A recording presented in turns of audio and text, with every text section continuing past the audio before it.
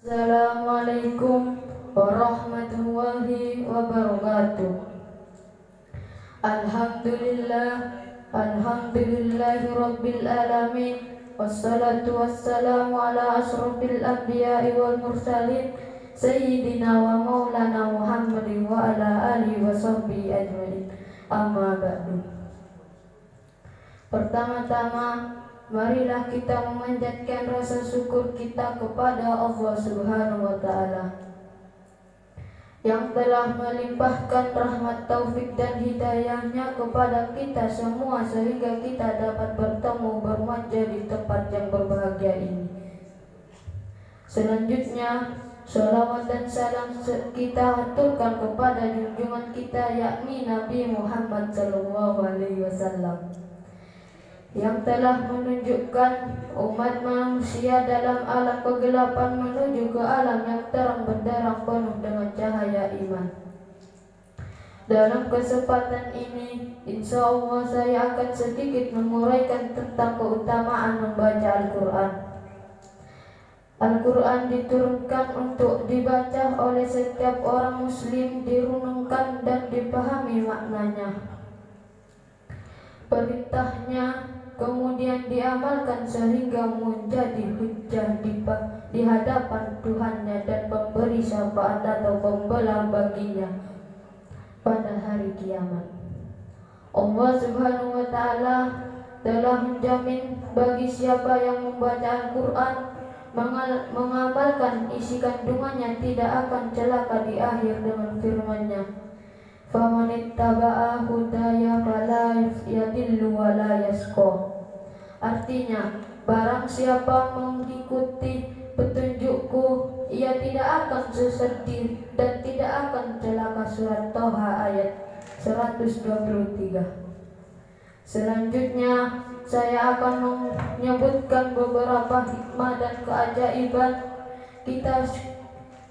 kita membaca Al-Quran, yaitu Al-Quran dapat membuat hati kita menjadi sejuk. Allah Subhanahu wa Ta'ala menurunkan kitabnya yang abadi agar ia dibaca lisan, didengarkan telinga, dipikirkan akal, dan agar hati menjadi tenang. Kehidupan menjadi lebih mantap dan terang karena Al-Quran mengajarkan hikmah dan hukumah. Al-Quran obat hati yang paling mujarab. Ketika kita stres, banyak pikiran, dengan membaca Al-Quran, perlahan air sejuk sirami hati kita yang gundah. Aliran darah di otak kita seakan tampak hambatan bebas mengalir sehingga pikiran kita menjadi lebih jernih. Al-Quran sebagai penyehat jasmani, sebagian besar kita sebagai muslim tidak menyadari terhadap manfaat Al-Quran bagi kesehatan tubuh.